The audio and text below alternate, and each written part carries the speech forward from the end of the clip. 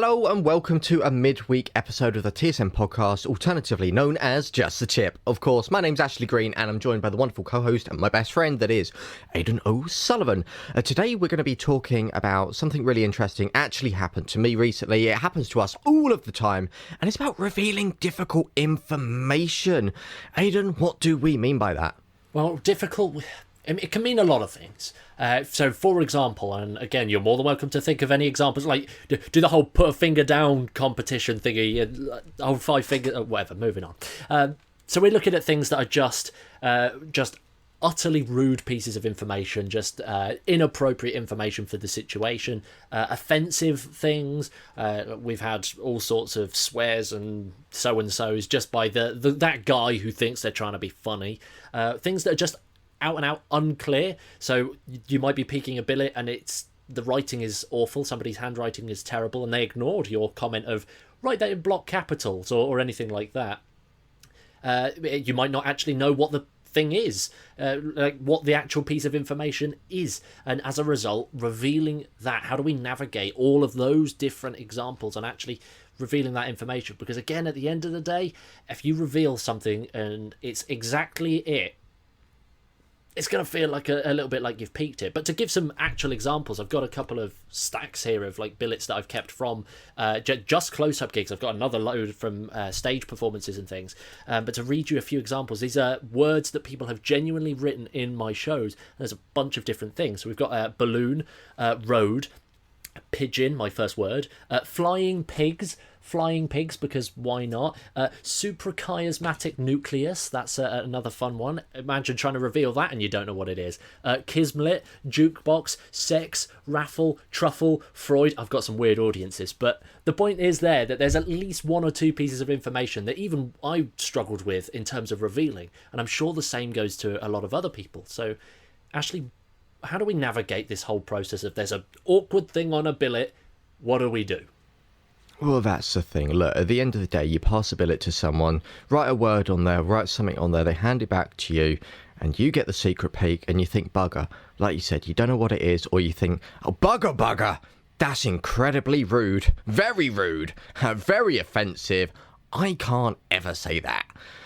And you don't want to say it because then that's going to drag you down. At the end of the day, if you're going to be revealing, look, you're doing a show for entertainment purposes. If someone's putting something completely racist or hideous on a billet, something like that, why are you going to reveal that back to your audience? If you're there for entertainment purposes and you reveal words or phrases which are just like wrong, like racist and rude, your show's no longer entertaining, is it? You're now just stooping to the level of your volunteer, which you've called up. You've got to make a clear-cut decision in that moment.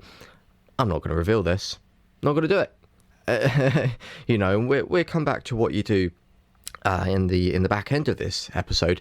But also as well, like you've mentioned, Aidan, like you peek something on a billet and you don't know what it is. Like it's spelt wrong or you can't understand the writing. First of all, you can't reveal it. What are you going to do? Try and attempt to write something down which vaguely looks like it? In which case, someone's just going to go, well, that's completely wrong. That's not what I've written down. Or someone's going to be like, well, I guess the words look similar. And if the words look similar, what does that imply? Well, you've clearly peeked at the billet which they've written down. It's no longer mind reading, is it? You've just been interpreting their handwriting. And secondly, if it is something that you don't know, for example, I had an ultrasound guided injection. If it's something that you don't know, well, you know it's an injection, but what the hell is it used for?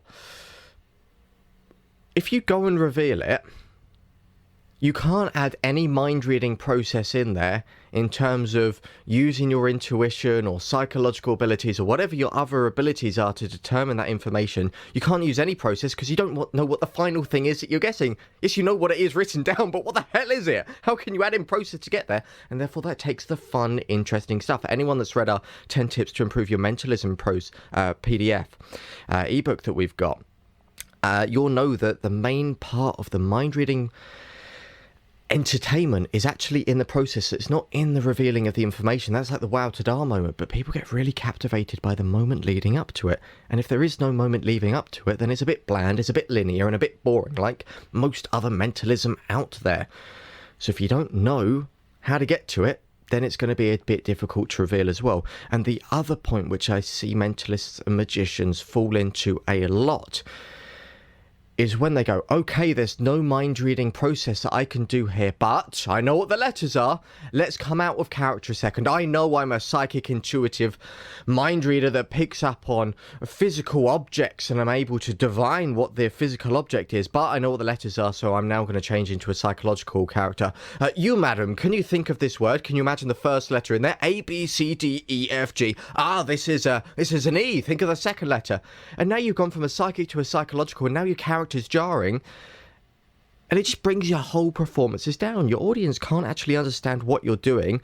They don't actually understand what the mind reading process is, and because they don't understand what the mind reading process is, it goes back to the exact same thing which I mentioned earlier, which is linked in our 10 tips to improve your mentalism PDF, which you can download for free on the website.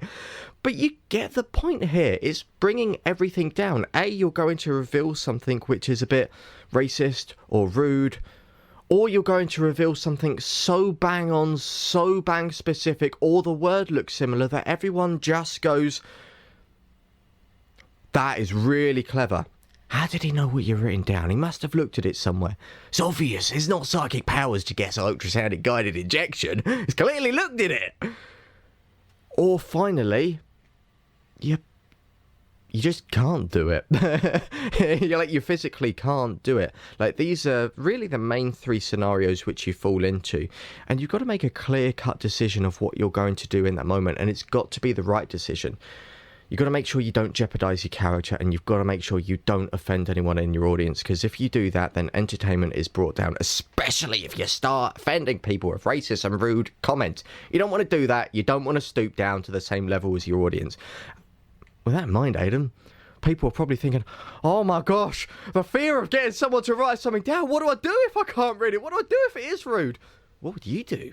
Super chiasmatic nucleus? Well, this is the thing. You've got to look at it from your audience's perspective. Now, I just so happened to know what the super chiasmatic nucleus was, because that's a psychological term. It's psychology. That's my field anyway. Perfect. It also meant that, just as a fun fact, I was able to pretty much work out exactly who it was in the audience, because I knew a few people in the audience, and I also knew one of them was a psychology teacher. Bonus reveal. I'm sure we could talk about that at another time. There's another story as well, as a side note to Ashley there. After a show once, I had a load of billets that were used in the stage show, and somebody came up to me at the end. They were all on the floor, said, can you find out mine? And I went into this whole muscle reading process, just looking at all of the billets to try and find out which one I thought might be theirs, judging handwriting. It was beautiful. It nailed it, and it was an amazing moment. But we'll talk about that another time. So, in terms of actually revealing this difficult information, when you look at it from this audience's perspective, for that one person who writes super chiasmatic nucleus, they think, oh my gosh, that was quite fair play to you. But somebody else sat next to them, or sat near them, or somebody else just watching, who doesn't know what a super chiasmatic nucleus is, not only do they have no connection to the piece of information themselves, but then they're going to jump, as you said, Ashley, straight to this skeptical mindset of like, that's so specific. It's bizarrely specific, and we're not saying here just go for vague information. You need to go for specific information, but there's a clever way of doing this. Now, there's a few steps to actually reveal this information that we use pretty much every single time we're faced with a challenge. And step one is to really understand your character's process. Are you that psychic entertainer? Are you a psychological entertainer? Are you somewhere in the middle? Are you somewhere outside of that bracket? What is your process to reading minds or revealing pieces of information? Because at the end of the day, that is going to inform every decision moving forwards. So if you do pick up on letters, great, you've got that as a route. If you do pick up on psychic vibes from holding a piece of paper, then great, that's another approach. So really understand that character process. The second part is to then, using your own judgment, understand whether the information is reveal worthy or not. And the easiest way to do that is to look at the trade-offs. What is the benefit of revealing this piece of information? What happens as a result of me revealing this piece of information? So you get something really offensive popped on a billet. Now, you can find a funny way of revealing that, sure, but you've also got to think of this on the back foot from the rest of your audience. Even if you reveal an offensive piece of information under the guise of a joke, you degrade yourself as that performer in some cases. It's not the same for everyone, but you can often degrade yourself as a performer or turn off your other audience members that aren't really up for that kind of humour. That's not their sense of humour, so you've got to be really careful about that. So actually judge those trade-offs. Is this piece of information reveal worthy? Yes? No? That's where you make your decision. If no, move on. Just find the quickest way of escaping that reveal process as you can. And if you can, well, by all means, reveal the information in a safe manner. By safe, we're not saying like really clinically executed in a don't throw nails at people kind of manner. Instead, actually reveal it in a way that's not going to turn your audience off. It's not going to piss anybody off just by you saying the word or writing it down on a piece of paper. Like, by all means, whisper it in their ear if that's your absolute get out of jail free card. But yeah, that's clearly a nice process that we use. Character, what are the trade-offs? Is it worthwhile revealing? Then do it in a safe, constructed manner. You do that, you're going to be okay. That's it. And 2 final points from me as well. On the cases where I have received on that thing, ultrasounded guided injection, no way I could reveal it. There was no process. Ain't got a bloody clue what it was. So I just paused the whole presentation. I was like, I'll come back to that later. And I Googled it. I Googled it where he couldn't see me. I understood it. And then I realised it was to do with like back pains and stuff like that. So I could then reveal it later in the evening because I actually understood what it was. So I could go through the process. And the final one from there, I peaked something. No idea what the person wrote down, so I adapted my routine. I abandoned that routine midway through. I didn't say, it's gone wrong, we'll move on to something else. I just naturally flowed into another routine where I would naturally get someone to think of something anyway, where I wouldn't know what it was. I moved into a one-ahead routine. So then doing the one-ahead routine, I said to the person, what was it that you was thinking of? Giraffe, nice. And then I wrote that down on the next minute.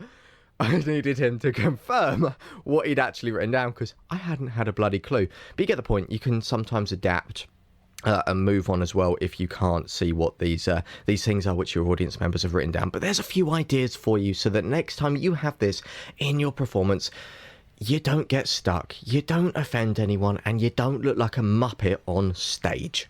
There you go. Completely as simple as that.